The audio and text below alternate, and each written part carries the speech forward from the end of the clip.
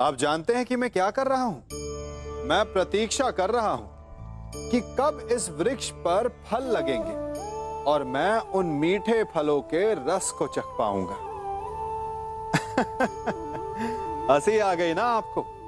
आप भी सोच रहे होंगे कि भला कौन सा मूर्ख बबूल के पेड़ को बोकर आम खाने की इच्छा रखता है। यदि कांटे बोए हैं तो फल नहीं, कांटे ही मिलेंगे।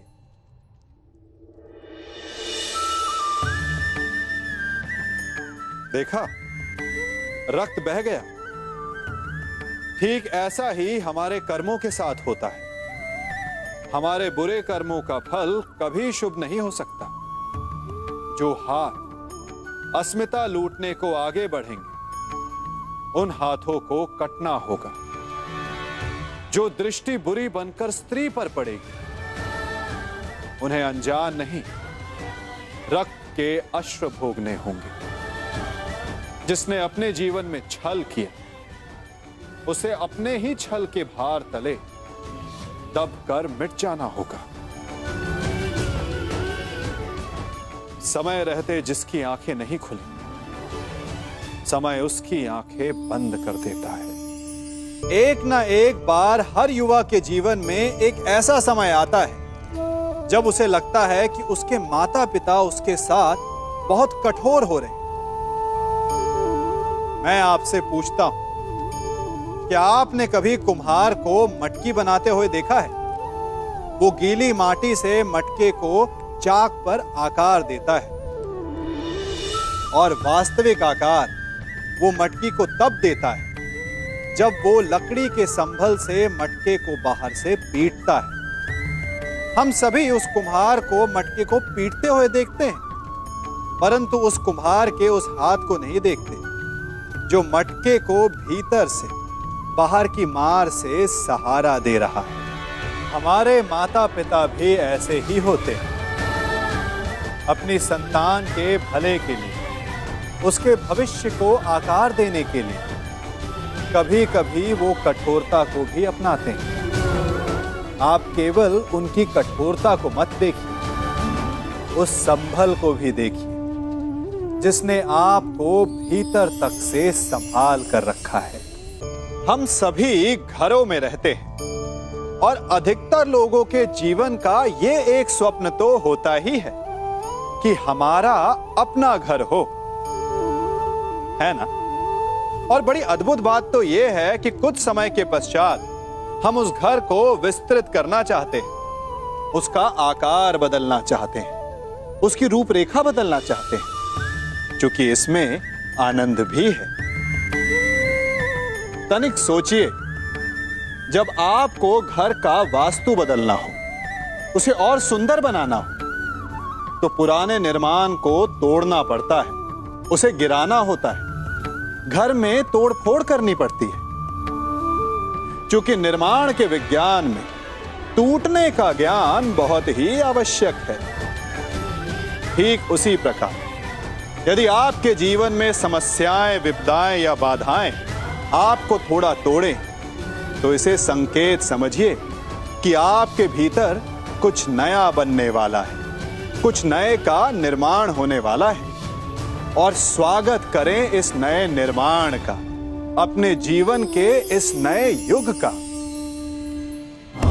सबके मन का सबसे बड़ा भय क्या है? सबसे बड़ा लालच क्या है? सबसे बड़ी चिंता क्या है? तनिक विचारिए। सबके मन का सबसे बड़ा भय, सबसे बड़ी चिंता है मृत्यु। सभी सोचते हैं, सभी भय खाते हैं कि कहीं मृत्यु ना आ जाए। सभी लालच करते हैं कि कुछ दिन और जीने को मिल जाए। सभी आशा करते हैं कि वे कभी ना मरे। और इसी मृत्यु के भय के कारण ही आप उस जीवन की उपेक्षा कर देते हैं जिसे आप जी रहे हैं। क्या कभी आपने सोचा कि आप मृत्यु से भयभीत क्यों होते हैं? क्योंकि आप जीवन में वो कर नहीं पाए जो आप करना चाहते हैं, और जो आप करना चाहते हैं वो कर पाना तभी संभव होगा जब आप मृत्यु के भय से निकलकर अपने जीवन के हर पल का उपयोग करना सीख जाएंगे। तो मृत्यु के भय से बचने का केवल एक ही मार्ग है, एक ही मंत्र है, अपने जीवन के हर पल को जियो।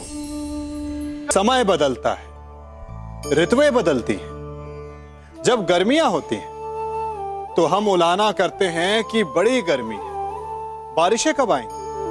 और जब बारिश आती है तब हम कहते हैं कि बड़ा चिपचिप, सर्दियां कब आएंगी। और जब सर्दियां आती हैं तब हम गर्मी की प्रतीक्षा करने लगते हैं। और इसी कारण हम किसी भी ऋतु का आनंद नहीं उठा पाते।